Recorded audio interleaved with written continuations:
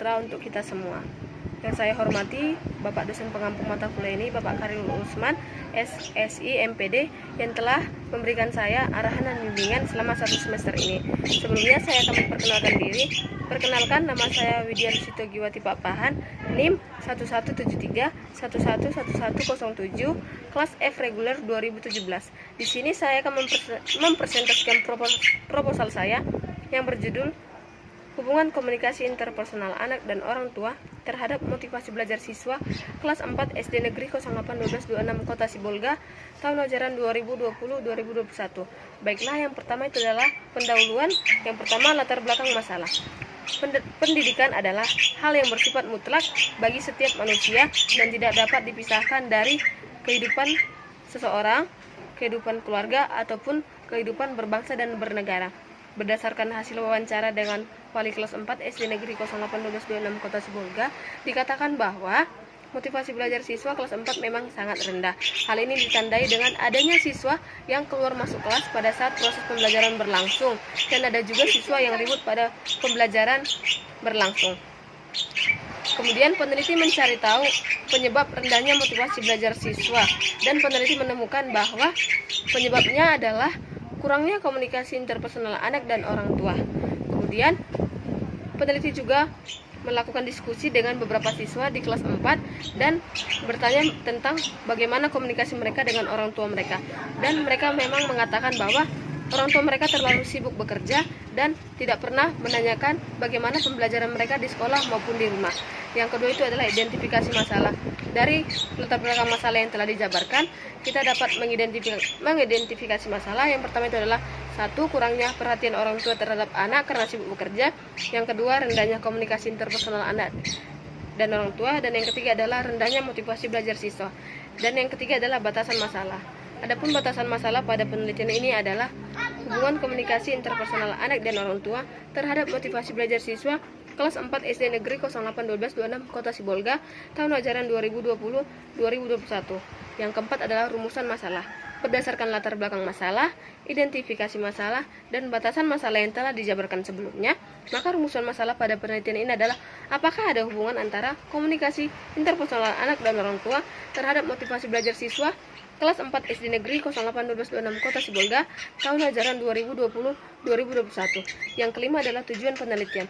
Berdasarkan rumusan masalah di atas, maka penelitian ini bertujuan untuk mengetahui hubungan komunikasi interpersonal anak dan orang tua terhadap motivasi belajar siswa kelas 4 SD Negeri 081226 Kota Sibolga tahun ajaran 2020-2021. Yang terakhir adalah manfaat penelitian. Penelitian ini bermanfaat baik yang bersifat teoritis dan praktis. Kemudian kita akan masuk ke bab kedua adalah kajian teori. Yang pertama adalah pengertian komunikasi interpersonal. Sebelum kita mengetahui apa itu komunikasi interpersonal, kita harus mengetahui dulu apa pengertian komunikasi. Komunikasi secara etimologi berasal dari bahasa Latin, yaitu cum, sebuah kata depan yang artinya dengan atau berasal bersama dengan, dan kata umus, sebuah kata bilangan yang berarti satu. Dua kata tersebut membentuk kata communion yang dalam bahasa Inggris disebut communion, yang berarti kebersamaan, persatuan, persekutuan, gabungan, hubungan. Yang kedua itu adalah pengertian komunikasi interpersonal. Salah satu komunikasi yang memiliki frekuensi yang cukup tinggi adalah komunikasi interpersonal. Menurut Mulyana, komunikasi interpersonal adalah komunikasi antara orang-orang secara tatap muka yang memungkinkan setiap pesertanya menangkap reaksi orang lain secara langsung, baik verbal maupun non-verbal. Bentuk khusus dari komunikasi ini adalah yang terdiri dari hanya dua orang, misalnya dua sejawat, suami istri, orang tua dan anak, dan sebagainya. Yang ketiga adalah ciri-ciri komunikasi interpersonal. Secara konseptual, ciri-ciri komunikasi interpersonal ditentukan oleh jarak yang tidak terpisah, berada dalam satu tempat yang bisa terhubung secara tatap muka dan secara simultan. Simultan dalam konteks ini adalah konteks topik ataupun pesan. Kemudian menurut Mulyana, komunikasi interpersonal memiliki ciri-ciri yang pertama, pihak-pihak yang berkomunikasi berada dalam jarak yang dekat, dan yang kedua, pihak-pihak yang berkomunikasi mengirimkan dan menerima pesan secara simultan dan spontan, baik secara verbal maupun non-verbal. Yang keempat, komponen-komponen komunikasi interpersonal. Komponen-komponen komunikasi interpersonal terdiri dari 4. Yang pertama, sumber atau komunikator, yang kedua pesan, yang ketiga penerima atau komunikan, dan yang terakhir adalah respon. Yang kelima adalah tujuan komunikasi interpersonal. Komunikasi interpersonal memiliki tujuan. Yang pertama itu adalah menemukan dunia luar, yang kedua membangun dan memelihara hubungan yang harmonis, dan yang ketiga adalah menghilangkan kerugian akibat salah komunikasi. Kemudian kita akan membahas pengertian motivasi belajar. Sebelum kita mengetahui apa itu motivasi belajar, kita harus mengetahui apa itu pengertian belajar. Menurut Baharudin dan Esa, seperti yang dikutip dalam Kompri, mengemukakan bahwa proses belajar adalah serangkaian aktivitas yang terjadi pada pusat saraf individu belajar. Sardaman dalam Kompri juga menyebutkan bahwa belajar sebagai rangkaian kegiatan jiwa raga, psikofisik untuk menuju pribadi manusia yang seutuhnya, yang berarti menyangkut unsur cipta, rasa dan karsa, ranah kognitif, afektif, dan psikomotor. Yang kedua adalah pengertian motivasi. Motivasi adalah usaha-usaha yang dapat menyebabkan seseorang atau kelompok orang tertentu tergerak melakukan sesuatu karena ingin mencapai tujuan yang dikehendakinya atau mendapatkan kepuasan dengan perbuatannya. Kemudian yang keempat, pengertian motivasi belajar. Khadijah menjelaskan definisi motivasi belajar sebagai suatu pendorong yang mengubah energi dalam diri seseorang dalam bentuk aktivitas nyata untuk mencapai tujuan tertentu. Dengan kata lain, motivasi adalah kondisi psikologis yang mendorong seseorang untuk melakukan sesuatu. Yang kelima adalah fungsi motivasi belajar. Menurut Uno, motivasi belajar dapat membantu dan memahami dan menjelaskan perilaku individu, termasuk perilaku yang sedang belajar. Motivasi belajar menjadikan siswa lebih memahami tujuan dari pembelajaran. Yang keenam adalah faktor yang mempengaruhi motivasi belajar. Menurut Murjiman, faktor-faktor mempengaruhi motivasi belajar yaitu satu, faktor pengetahuan tentang pembelajaran, yang kedua faktor kebutuhan untuk belajar, yang ketiga faktor kemampuan melakukan belajar, yang keempat faktor kesenangan terhadap melakukan kegiatan belajar, yang kelima faktor pelaksanaan kegiatan belajar, yang keenam faktor hasil belajar, yang ketujuh faktor kepuasan terhadap hasil belajar, yang kedelapan faktor karakteristik pribadi dan lingkungan terhadap keputusan. Kemudian kita akan membahas tentang hubungan komunikasi interpersonal anak dan orang tua terhadap motivasi belajar siswa.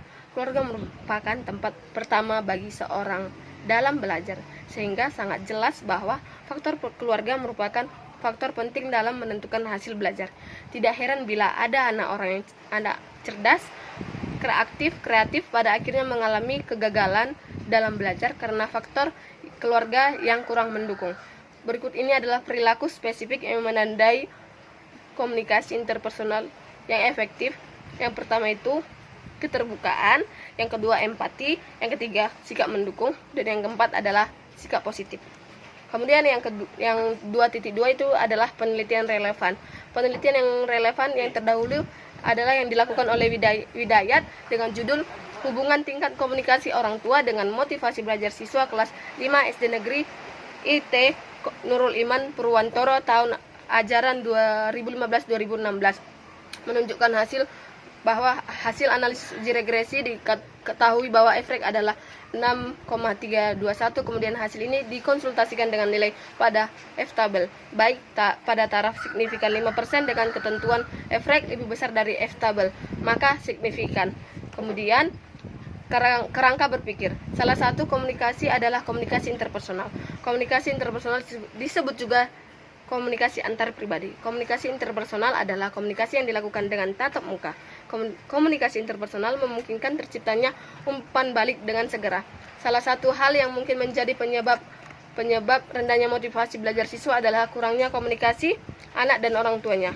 Banyak ditemukan bahwa orang tua mereka yang kurang berada di rumah dan jarang sekali menanyakan perihal kegiatan anak di sekolah. Kemudian hipotesis penelitian. Hipotesis yang digunakan dalam penelitian ini adalah ada hubungan yang signifikan antara komunikasi interpersonal anak dan orang tua terhadap motivasi belajar siswa kelas 4 SD Negeri 081226 Kota Sibolga tahun ajaran 2020-2021. Yang ketiga adalah metodologi penelitian. Yang pertama adalah jenis penelitian.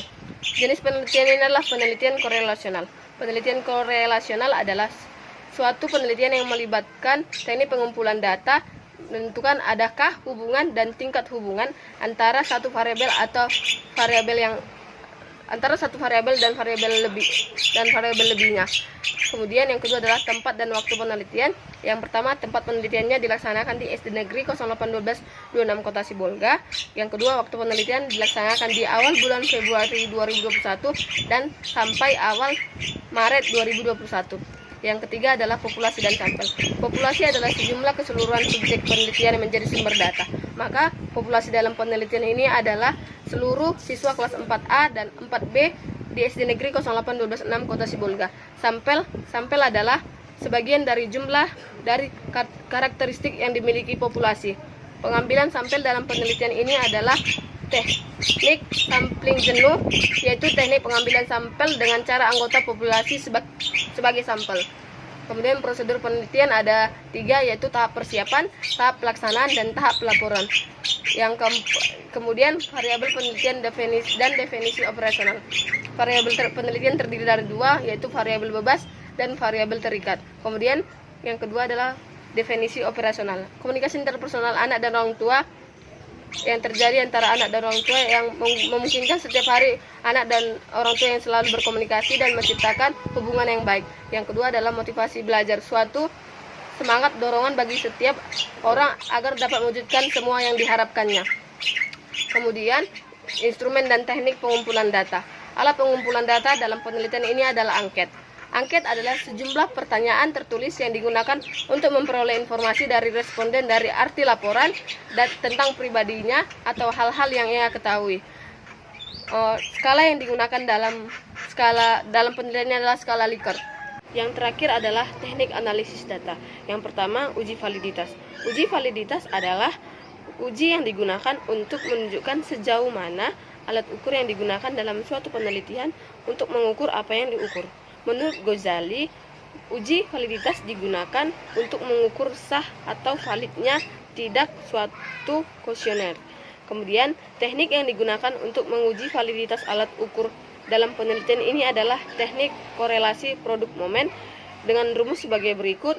R XY sama dengan N sigma XY kurang sigma X kali sigma Y per akar N sigma X pangkat 2 kurang sigma X pangkat 2 dikali N sigma Y pangkat 2 dikurang sigma Y pangkat 2, yang dimana R X Y sama dengan koefisien validitas, X besar sama dengan variabel bebas, Y sama dengan variabel terikat, sigma X sama dengan jumlah skor distribusi X, sigma Y jumlah skor distribusi Y, sigma XY jumlah perkalian X dan Y, sigma X pangkat 2 sama dengan jumlah kodrat skor distribusi X, sigma Y pangkat 2 jumlah skor distribusi Y, dan N adalah jumlah sampel atau banyaknya sampel.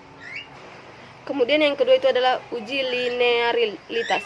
Uji linearitas digunakan untuk mengetahui apakah memiliki hubungan yang linear atau tidak antara variabel bebas dan variabel terikat. Uji linearitas biasanya digunakan sebagai syarat dalam analisis korelasi. Perhitungan uji linearitas pada penelitian ini menggunakan bantuan SPSS versi 16 Windows. Yang ketiga adalah uji hipotesis.